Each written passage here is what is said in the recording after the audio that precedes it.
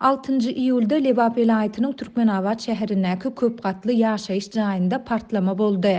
Bu barada garaşsyz Türkmenistanyň Hronikasy we Türkmen.news neşirleri habar berýärler. Şäherde Internet arabaglanyşygy kesildi we Azatlyk Radiosy heniz-de habarçylary bilen habarlaşyp bilmeýär.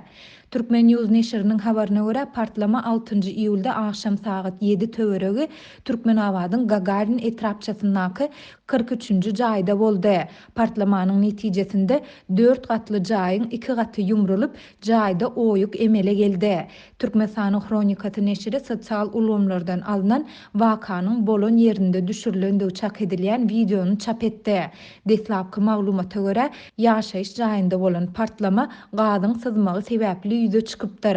Türkmenistanyň Hronikasy neşiri şaýatlara salgylanyp, partlamada bir näçe adamyň ölendigini habar berdi. Türkmen.news öz çeşmelerine salgylanyp, Şäherde Internet arabaglanyşygynyň kesilendigini we internete uly bökdünçlikler bilen diňe 3G hyzmaty arkaly birigip bolýandygyny aýdýar.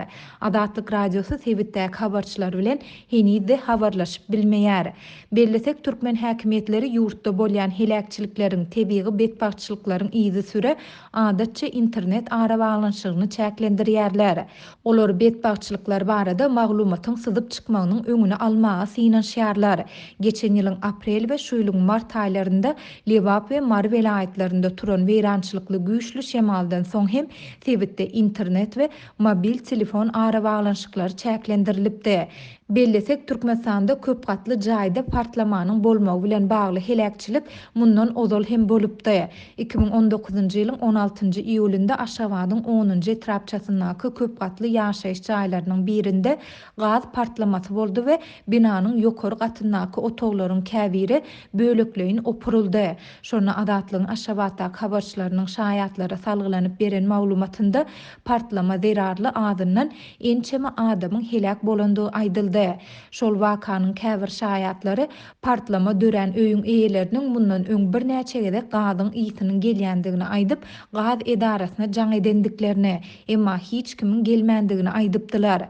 Türkmenistanda gaz ölçejileriň köpçülikleýin oturdulmagy 2018-nji ýylyň güýzünde ýylata mut gaz bermek boýunça ýeňillikleriň doly ýatyrylmagyndan soň başlanypdy. Şondan bäri ýaşaýyş jaýlarda gazyň sızmagy we ýylatyň gaz edarasyna köpçülikleýin ýüz tutmagy barada Azatlyk ençeme gezek habar berdi.